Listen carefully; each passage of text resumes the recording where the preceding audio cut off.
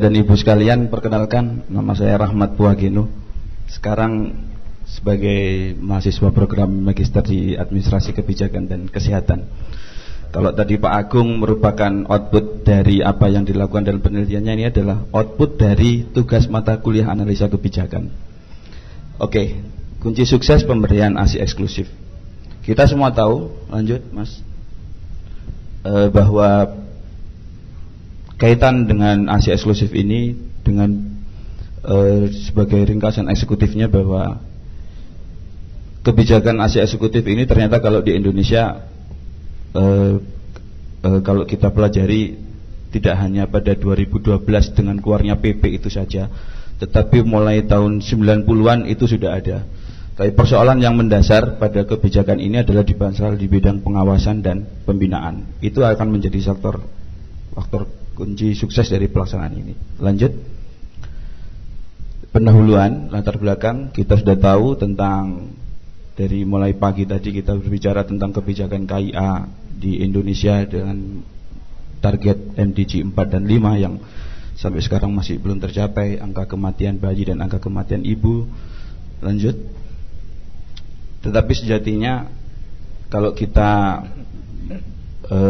jujur pada diri kita sendiri, bahwa sebenarnya ada satu langkah yang sebetulnya mudah dan relatif mampu kita lakukan kalau itu kita lakukan dengan secara sungguh-sungguh, yaitu dengan pemberian ASI eksklusif setelah lahir dan pemberian ASI eksklusif. Ini juga ada dasarnya dari UNICEF sendiri menyatakan data yang seperti itu. Sebanyak 30.000 kematian bayi di Indonesia dan 10 juta kematian anak balita di dunia pada tiap tahunnya sebetulnya bisa dicegah melalui pemberian ASI. Dan Edmond sendiri pada tahun 2006 juga menyatakan bayi yang diberi susu formula memiliki kemungkinan atau peluang untuk meninggal dunia pada bulan pertama kelahirannya 20 kali 5 lebih tinggi. Dan kalau kita lihat di websitenya UNICEF pada Agustus yang lalu, dia juga menyatakan hal yang sama, bahwa pemberian ASI eksklusif sebetulnya suatu cara yang paling mudah untuk bisa meningkatkan life saver bagi bayi dan ibu. Lanjut. Nah, sementara pada kenyataannya di Indonesia, menurut survei SDKI, hanya 32% bayi di bawah usia 6 bulan yang mendapatkan ASI eksklusif. Jika dibandingkan dengan SDKI tahun 2003, proporsi bayi di bawah 6 bulan yang mendapatkan ASI eksklusif menurun sebanyak 6 poin. Sementara target secara nasional kita adalah 80%. Bisa kita bayangkan seberapa jauhnya kita tertinggal. Lanjut. Ini adalah, kalau ibu dan ayah sekalian membaca, ini adalah kebijakan ASI eksklusif mengenai mulai dari undang-undang dasar yang sudah mengatur, kemudian undang-undang ketenagakerjaan, perlindungan anak, hak asasi manusia, kesehatan rumah sakit, dan Permenkes tahun 85 240 sampai dengan yang terbaru adalah PP nomor 33 tahun 2012. Lanjut. Apa itu yang diatur dalam PP 33 tahun 2012? Waktunya 2 menit lagi. Oke. Ini berlaku 1 Maret 2012, mengatur 7 hal pokok yang Bapak Ibu bisa baca. Lanjut. Dalam PP ini ternyata walaupun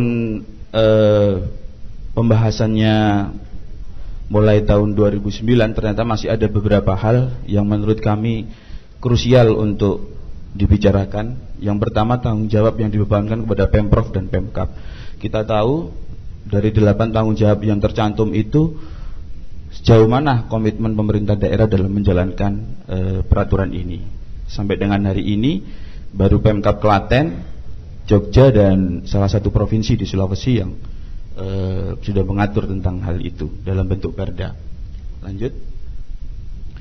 Dan juga penerapan sanksi. Ini juga hal yang menarik. Ketika kita berbicara di Undang-Undang 36 tahun 2009, itu secara tegas mengatur pelanggaran yang terkait dengan kebijakan ASI eksklusif ini dengan pidana 1 tahun dan denda 100 juta. Sementara di PP ini hanya mengatur sanksi teguran dan administratif.